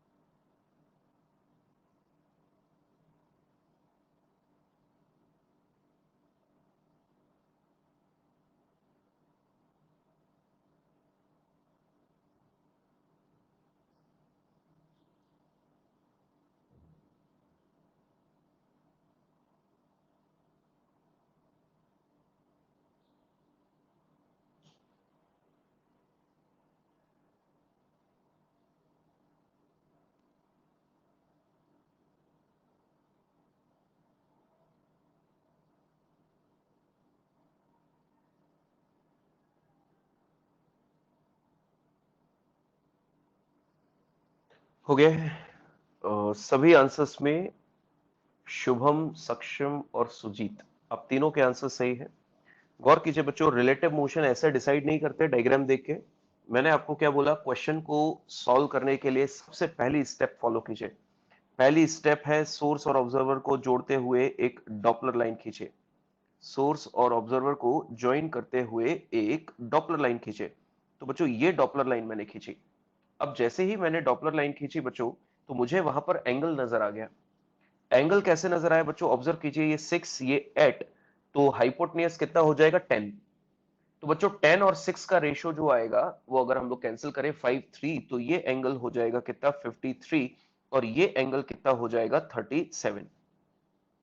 तो मैंने आपसे क्या बोला था कि सबसे पहले डॉपलर लाइन खींचिए, और डॉपलर लाइन खींचने के बाद उनकी वेलोसिटी के उस कंपोनेंट पर फोकस कीजिए जो डॉपलर लाइन के अलोंग हो। तो बच्चों दोनों की वेलोसिटी डॉपलर लाइन के अलोंग आ रही है। चेक कीजिए, ये वेलोसिटी डॉपलर लाइन के अलोंग होगी, कितनी होगी, v/10 cos 37, तो ये हो जाएगा 4v/50, 4v/50। और बच्चों इस वेलोसिटी का कंपोनेंट करें तो ये हो जाएगा v/10 cos 53, cos 53 3/5, तो ये हो जाएगा 3v/50। बच्चों ये रिप्रेजेंट कर रहा है हमें वेलोसिटी ऑफ ऑब्जर्वर, और ये रिप्रेजेंट कर रहा है वेलोसिटी ऑफ सोर्स जो हमें वहां पर प्लेस करनी है। तो बच्चों इस क्वेश्चन को जब अपन सॉल्व करते हैं तो n dash is equal to n, answer दीजिए, दोनों की डॉपलर लाइन के अलोंग वाली जो वेलोसिटी है वो टुवर्ड्स ईच अदर है। दोनों की डॉपलर लाइन के अलोंग जो वेलोसिटी है वो टुवर्ड्स ईच अदर है, और टुवर्ड्स ईच अदर है तो फ्रीक्वेंसी बढ़ेगी। तो फ्रीक्वेंसी बढ़ानी है तो ऊपर जो आना चाहिए वो प्लस आना चाहिए, प्लस ऑब्जर्वर की वेलोसिटी दैट इज 3v/50, और नीचे सोर्स की वेलोसिटी 4v/50। तो बच्चों v/50 से v/50 कैंसिल हो जाएगा, तो ऊपर बचेगा 53 और नीचे बचेगा 46। ये इस क्वेश्चन का सही आंसर है। तो मैंने जैसा इस क्वेश्चन में दिया, आपको डायरेक्टली ये चेक नहीं करना है कि वो परपेंडिकुलर है। बच्चों परपेंडिकुलर डॉपलर लाइन के अगर वो परपेंडिकुलर है तो डॉपलर इफेक्ट नहीं मिलेगा, पर अगर उनमें से किसी एक की भी वेलोसिटी अगर डॉपलर लाइन के अलोंग आ रही है तो डॉपलर इफेक्ट होगा। अगर उनकी वेलोसिटी डॉपलर लाइन के परपेंडिकुलर है तो फिर वहां डॉपलर इफेक्ट नहीं मिलेगा। तो हम इस क्वेश्चन में कहीं भी नहीं बोल सकते थे कि रिलेटिव मोशन नहीं है, क्योंकि डॉपलर इफेक्ट डॉपलर लाइन के परपेंडिकुलर वेलोसिटी की वजह से नहीं होता। ठीक है, अगला क्वेश्चन सॉल्व करें।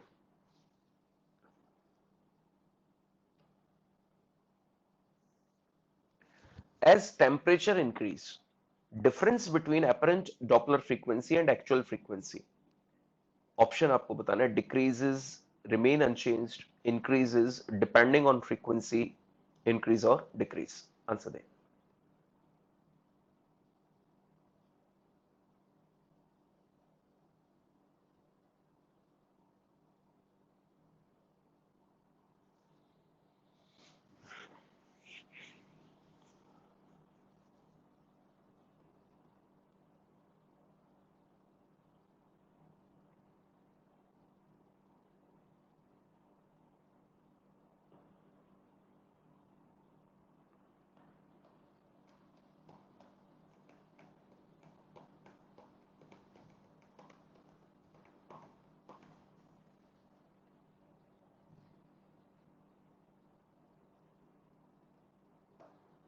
चलिए डिस्कस करते हैं बच्चों।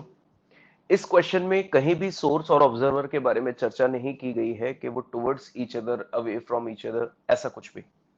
तो इस क्वेश्चन में मुझसे डिफरेंस पूछा गया है, delta N, difference of what, apparent frequency and actual frequency. तो बच्चों जब अपरेंट फ्रीक्वेंसी की इक्वेशन में लिखूंगा तो मुझे लिखना चाहिए v plus minus V O और v minus plus V S minus N. मैंने पूरी इक्वेशन इसलिए लिख दी क्योंकि कहीं भी मुझे पता ही नहीं है कि कौन कहां जा रहा है, इसलिए अपने इस फॉर्मेट में इसको लिखा। अब बच्चों अगर मैं एलसीएम ले लूं, कितना, v minus plus V S, तो ऊपर जो बचेगा वो होगा NV plus minus NV naught, minus का साइन, और बच्चों इधर मल्टीप्लाई कीजिए एलसीएम से तो ये हो जाएगा एनवी और ये हो जाएगा प्लस माइनस एनवीएस। ये हमारे पास टर्म आई। अब बच्चों गौर कीजिए कि जो कैंसिलेशन हो रहा है, एनवी से माइनस एनवी कैंसिल, तो ऊपर बचा है प्लस एनवी नॉट। ठीक है, ऊपर क्या बचा है, प्लस माइनस एनवी नॉट, और क्या बचा है हमारे पास, माइनस प्लस एनवीएस। ये हमारे पास इक्वेशन बची है। अब बच्चों डिनोमिनेटर में अगर चेक करें तो ये है v minus plus V s. अब बच्चों आप सभी बताएं, आरएचएस में जितने भी पैरामीटर्स लिखे हैं उसमें अगर टेम्परेचर बढ़ा दोगे तो वेलोसिटी ऑफ साउंड बढ़ेगी। केवल एक ही पैरामीटर है जो टेम्परेचर से इफेक्ट होगा, क्योंकि टेम्परेचर से ना तो ऑब्जर्वर की वेलोसिटी बदलनी है और ना ही सोर्स की वेलोसिटी बदलनी है और ना ही फ्रीक्वेंसी ऑफ सोर्स बदलनी है। अगर टेम्परेचर बढ़ेगा तो सिर्फ और सिर्फ वेलोसिटी ऑफ साउंड बढ़ेगी। और बच्चों अगर डिनोमिनेटर अगर आपका बढ़ रहा है तो डेल्टा एन की वैल्यू जो होगी वो क्या होगी, घटेगी। तो आंसर अपना होना चाहिए डिक्रीजेस। क्या होना चाहिए, डिक्रीजेस। समझ आया आप सभी को? ऑब्जर्व कीजिए, दोबारा से सुने कि पूरे इक्वेशन में जो हमने सॉल्व किया उसमें टेम्परेचर का इफेक्ट सिर्फ और सिर्फ किस पे पड़ेगा, वेलोसिटी ऑफ साउंड पे, और टेम्परेचर बढ़ाने पर वेलोसिटी ऑफ साउंड बढ़ता है। अब आंसर दीजिए, वेलोसिटी ऑफ साउंड बढ़ेगा तो ऑब्जर्व कीजिए नीचे डिनोमिनेटर की ओवरऑल वैल्यू बढ़ेगी, और डिनोमिनेटर की वैल्यू बढ़ेगी तो डेल्टा एन की वैल्यू घटेगी, तो आपका आंसर होगा डेल्टा एन डिक्रीजेस। ये इस क्वेश्चन का आंसर। तो अपन इस क्वेश्चन को डायरेक्टली ऐसे ही देखकर, ऑप्शन देखकर सॉल्व नहीं कर सकते हैं। इस क्वेश्चन को सॉल्व करने के लिए अपने को जो पूछा गया उसको इक्वेशन फॉर्म में कन्वर्ट करके आंसर्स निकालने थे। और आपने देखा कि टेम्परेचर इफेक्ट पूरी इक्वेशन में सिर्फ और सिर्फ वेलोसिटी ऑफ साउंड पे पड़ेगा, और उससे हमने आंसर्स निकाले। क्लियर है? अगला क्वेश्चन सॉल्व करें। A person observes a change of 2.5% in frequency of sound of horn of a car. If car is approaching towards the person and sound velocity is 320, then find velocity of car in meter per second, approximate value.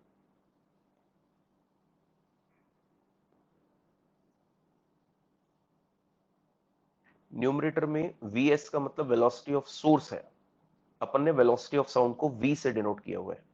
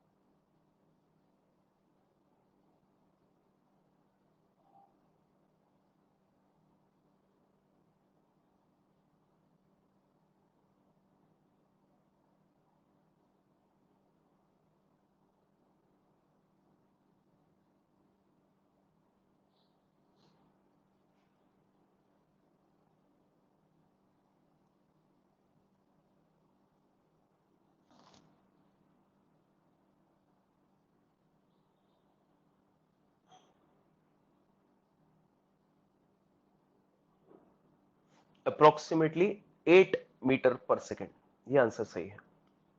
Approximately 8,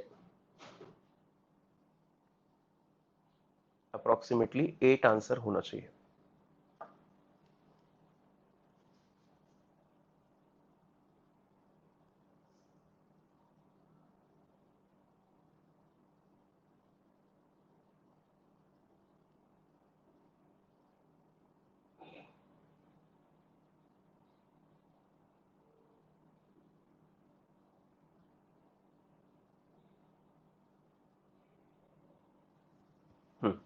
चलिए discuss करते हैं बच्चों। Percentage change, बच्चों percentage change in frequency हमको कितना दिया गया है? परसेंटेज चेंज अपने लोग कैसे कैलकुलेट करते हैं? n final minus n initial upon n multiplied by 100। तो बच्चों ये 2.5% दिया है, तो 2.5 अपॉन 100 is equal to n dash. बच्चों ऑब्जर्व कीजिए, car is approaching towards the person. Person यहां पर अगर कुछ मेंशन नहीं है तो अपन उसको रेस्ट पे माने, ठीक है। तो कार इज अप्रोचिंग, तो बच्चों इसको अपन क्या लिखोगे? N we upon we minus we S, minus N upon N, ये अपने पास इक्वेशन है। क्लियर? अब इसको सॉल्व करें तो बच्चों ये पॉइंट हट गया, तो ये कितना आ गया? 1000, तो ये हो जाएगा 1/40। क्लियर? इज इक्वल टू, बच्चों सारे एन आपस में कैंसिल हो गए, तो ये बचेगा v upon we minus we S minus 1। ये हमारे पास इक्वेशन बचेगी। एन सारे आपस में कैंसिल कर दो, एन से एन कैंसिल, ये इक्वेशन हमारे पास बचेगी। तो बच्चों 1/40 इज इक्वल टू, आप और सिंप्लीफाई करना चाहें तो v minus we S LCM ले लो, तो ये कितना बचेगा? v minus we S. Clear? तो v माइनस वी आपस में कैंसिल हो गया, तो 1/40 is equal to minus minus plus V S upon we minus we S. I think अब v की वैल्यू आपको दी है और वी एस आपको कैलकुलेट करना है। कर लेंगे आप सॉल्व? कर लेंगे आप सॉल्व? तो अपने पास जो वेलोसिटी ऑफ सोर्स आएगा वो अप्रोक्सीमेटली 8 मीटर पर सेकेंड आना चाहिए। क्लियर? तो बच्चों अपने को डायरेक्टली जो परसेंटेज चेंज दिया था उसकी इक्वेशन बनानी थी और वैल्यू प्लेस करनी थी। सीधा सा क्वेश्चन है, इस तरह से अपने को आंसर्स निकालने हैं। ठीक है, नेक्स्ट क्वेश्चन ट्राई कीजिए। एक अच्छा क्वेश्चन है। A railway engine whistling at a constant frequency moves with a constant speed. It goes past a stationary observer standing beside the railway track. Then plot frequency of sounds heard by observer against time. Try कीजिए इसको।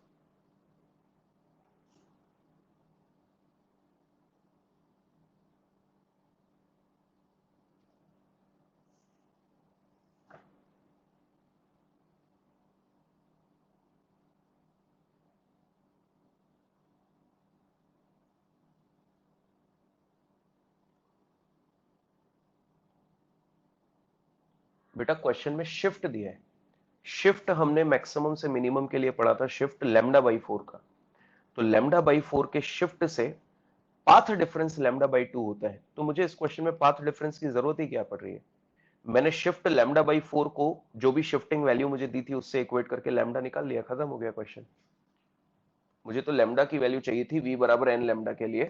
तो मुझे जो shifting amount दिया था maximum से minimum का, वो शिफ्टिंग अमाउंट लैम्डा बाई 4 होता है। पाथ डिफरेंस मैंने लिखकर नहीं दिया कि पाथ डिफरेंस इतना है। अगर पाथ डिफरेंस लिखकर दिया होता तो फिर आप उसको 2x लिखते। ठीक है, शिफ्ट दिया है वहां पे। चलिए सभी आंसर्स दें।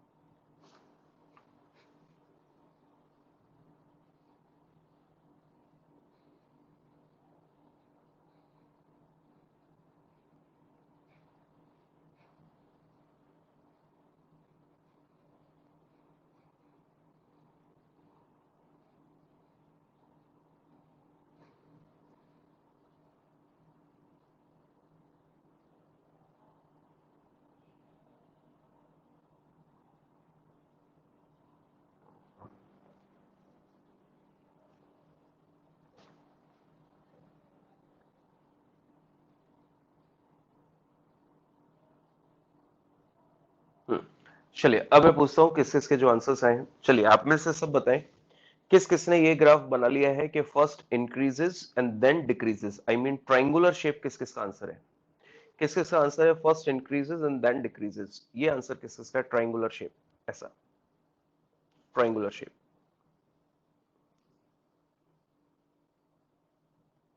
ठीक है। किस किसका आंसर है straight line parallel to time axis continuously, ऐसा? किस किसका आंसर है straight line parallel to time axis?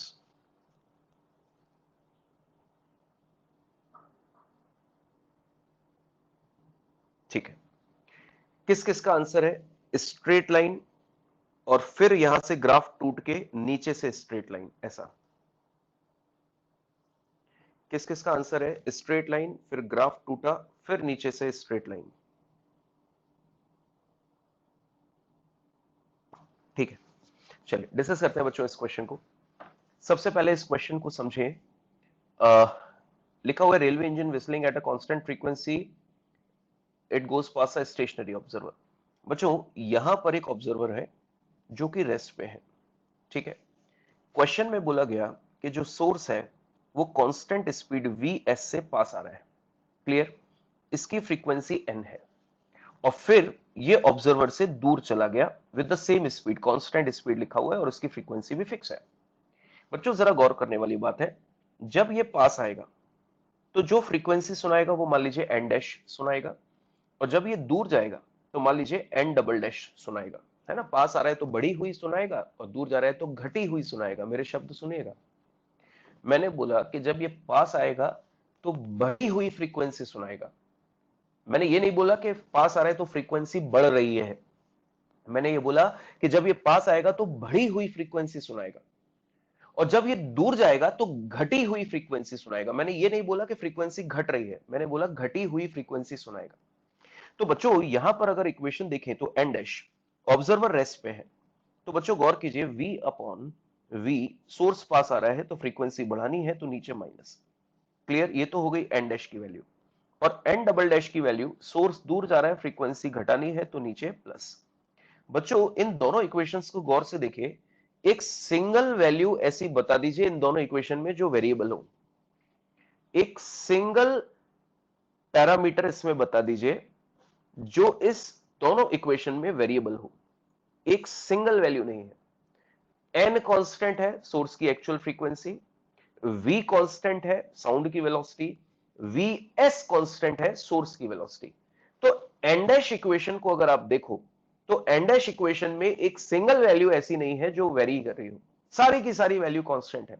तो इसका मतलब जब कार अपने पास आ रही है तो हमें बढ़ी हुई फ्रीक्वेंसी सुनाएगी।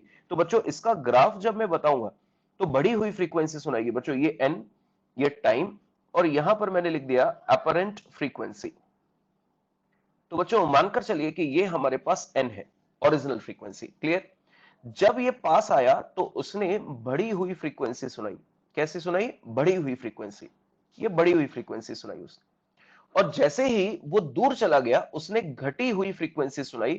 पर घटी हुई फ्रीक्वेंसी सुनाने का मतलब है कि फ्रीक्वेंसी घट गई है, पर लगातार नहीं घट रही, क्योंकि एक भी क्वांटिटी ऐसी नहीं है इक्वेशन में जो वेरिएबल हो। समझ आ रहा है? तो इस तरह का ये ग्राफ मिलेगा। इसको थोड़ा सा चाहे तो और नीचे बना सकते हैं हम लोग, क्योंकि गैप ज्यादा हो गया है। इसको चाहे तो थोड़ा सा और नीचे बना लेते हैं।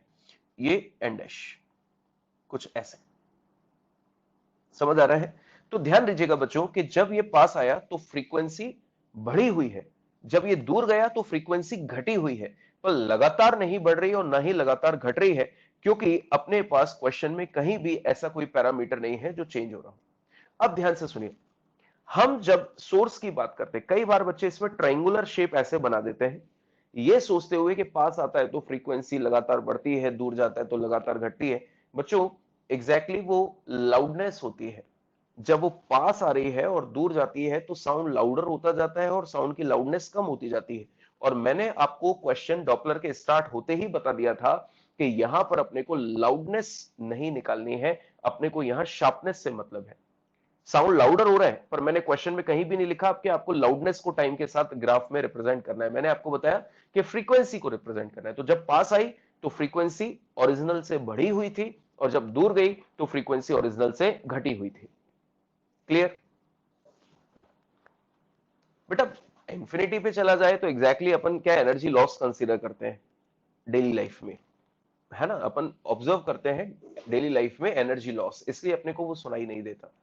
पर अगर अपन आइडियली बात करें तो एनर्जी लॉस नहीं होगा, और इन्फिनिटी मीडियम तो कुछ भी चीज नहीं होती, इनफाइनाइट तक तो कोई भी मीडियम नहीं है, कहीं ना कहीं जाके तो वैक्यूम आता ही है, और वैक्यूम आएगा तो फिर साउंड ट्रेवल नहीं करेगा।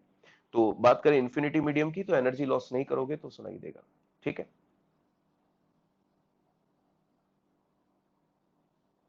दोनों रेस्ट पे होंगे तो रिलेटिव मोशन ही नहीं होगा, और रिलेटिव मोशन नहीं होगा तो फ्रीक्वेंसी जो होगी वो एक्चुअल के बराबर होगी, ग्राफ बिल्कुल परमानेंट कांस्टेंट होगा, बीच में कहीं नहीं टूटेगा, actual frequency equal to apparent frequency. Clear? तो फ्रीक्वेंसी इंक्रीज हुई, लगातार नहीं हुई, बढ़ी थी और फिर घटी थी, ना तो लगातार बढ़ रही है ना लगातार घट रही है। इस क्वेश्चन का ये आंसर है। चलिए नेक्स्ट सॉल्व करें।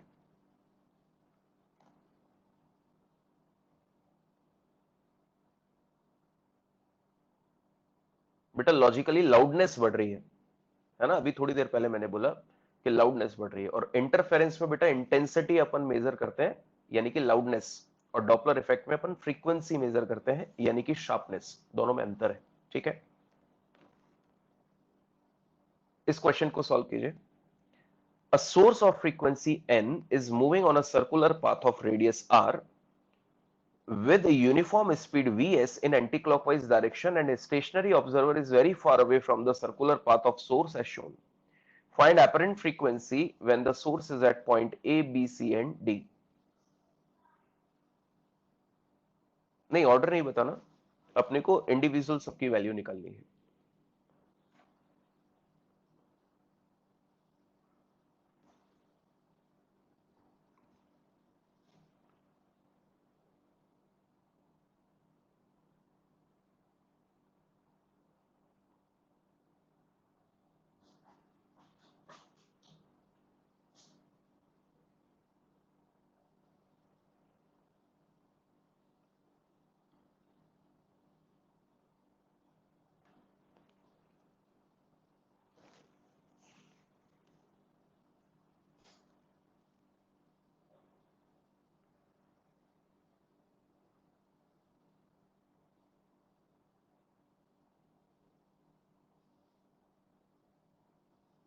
हुआ सॉल्व? बच्चों इस क्वेश्चन में एक चीज काम में आती है, हमेशा ध्यान रखिए कि जब भी कोई चीज आपसे बहुत दूर होती है, जब भी कोई भी चीज आपसे बहुत ज्यादा डिस्टेंस पे है, तो angle made by line of site becomes very small. जब भी कोई चीज हमसे बहुत दूर होती है तो angle made by line of site becomes very small. Optics में आप पढ़ते हैं कि अगर बहुत ज्यादा डिस्टेंट ऑब्जेक्ट को देख रहे हो तो लाइन ऑफ साइट का जो एंगल है वो बहुत छोटा बनता है। बच्चों बी और डी को देखिए, हमने एंटी क्लॉकवाइज चलाया है, हमने एंटी क्लॉकवाइज चलाया है, किसको? एंटी क्लॉकवाइज हम लोग चला रहे हैं, किसको? सोर्स को। तो बच्चों जब सोर्स को हम लोग एंटी क्लॉकवाइज चला रहे हैं तो आंसर दीजिए बी और डी पर जो वेलोसिटी होगी वो ऑब्जर्वर को और सोर्स को जोड़ने वाली जो लाइन है उसके परपेंडिकुलर होगी, तो वहां पे डॉपलर इफेक्ट अपने को नहीं मिलेगा। ठीक है, और ए और सी पर अगर हम लोग बात करें तो ए और सी पर जो वेलोसिटीज आप मार्क करेंगे वो डॉपलर लाइन से किसी एंगल पर होगी, और जब वो डॉपलर लाइन से किसी एंगल पर होगी तो उस केस में आपको सबसे पहले वो एंगल फाइंड आउट करना है।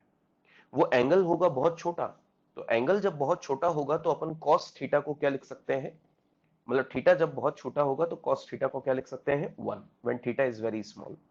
तो इस तरह से इस क्वेश्चन को अप्रोच करना है। देखें एक बार, बी पर वेलोसिटी ऑफ सोर्स डाउनवर्ड और डी पर velocity of source upward, observer is at rest. बच्चों आंसर दीजिए, सोर्स की वेलोसिटी बी और डी पर डॉपलर लाइन के परपेंडिकुलर है, तो apparent frequency at B and apparent frequency at D is equal to original, original frequency सुनाई देगी। पर बच्चों एंटी क्लॉकवाइज मूव करते हुए जब वो ए पर आएगा तो ये उसकी फ्रीक्वेंसी वेलोसिटी होगी, दैट इज वीएस। बच्चों एंगल लाइन ऑफ साइट का बहुत छोटा बनेगा जब डिस्टेंट ऑब्जेक्ट हो, तो वो थीटा है तो ये भी थीटा होगा बच्चों, तो ये वाली जो वैल्यू होगी वो क्या होगी? V S cos theta which is equal to V S, क्योंकि थीटा वेरी स्मॉल, और थीटा अगर वेरी स्मॉल है तो cos theta is equivalent to 1। तो बच्चों गौर कीजिए कि जब हम लोग बात करेंगे ए के लिए तो बच्चों N dash eight A N, observer rest पे ऊपर वी नीचे। बच्चों सोर्स पास आ रहा है। देखिए डॉपलर लाइन में जो वेलोसिटी ऑफ सोर्स है वो ऑब्जर्वर के पास है, मतलब फ्रीक्वेंसी बढ़ेगी तो नीचे क्या आएगा, माइनस। क्या बच्चों इसी आंसर को v upon v minus omega R भी लिखा जा सकता है? क्योंकि अगर सर्कुलर मोशन कर रहा है तो लीनियर स्पीड क्या होगी, ओमेगा आर। क्लियर?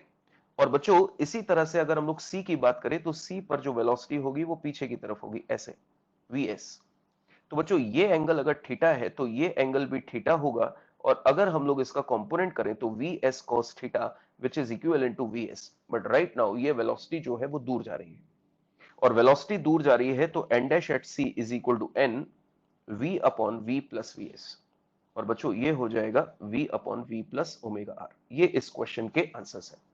तो जैसे आपने दिए भी सही, और इस क्वेश्चन में केवल एक चीज सोचने वाली थी कि जब भी कोई ऑब्जेक्ट हमसे बहुत ज्यादा दूर होगा, डिस्टेंट ऑब्जेक्ट को जब भी आप देखोगे तो हमेशा लाइन ऑफ साइट का जो एंगल होता है वो बहुत छोटा बनता है। ठीक है?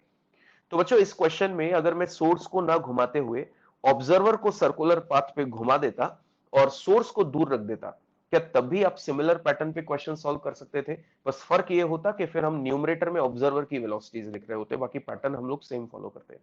इस क्वेश्चन को जब आप अपने मॉड्यूल में करोगे तो वहां पर आपको क्वेश्चन में सर्कुलर मोशन में ओमेगा वैल्यू दी होगी, तो आप ओमेगा आर से वी निकाल सकते हो। कर लोगे सॉल्व? कर लेंगे? चलिए बच्चों, कल मंडे को इस चैप्टर को मोस्ट प्रोबेबली हम लोग खत्म करेंगे। अभी आप हैंडआउट्स रिसीव कीजिए, ठीक है?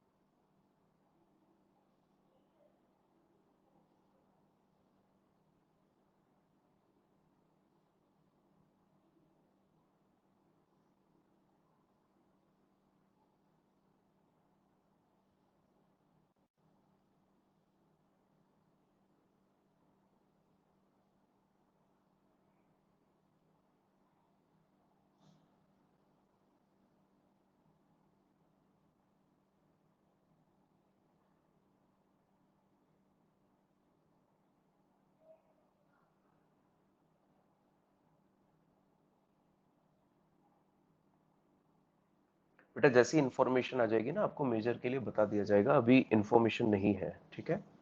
बता दिया जाएगा आपको, अनाउंस हो जाएगा मेजर के लिए। पूरे सर्कल में थीटा कैसे स्मॉल लोगे बेटा?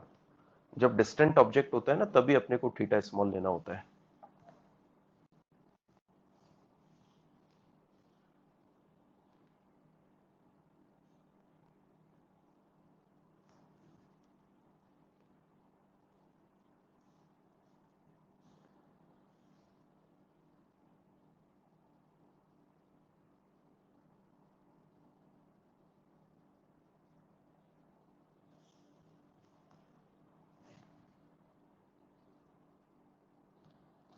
पूरे सर्कल में क्या बेटा, क्वेश्चन ढंग से पूछिए, क्या पूछना चाह रहे हैं आप?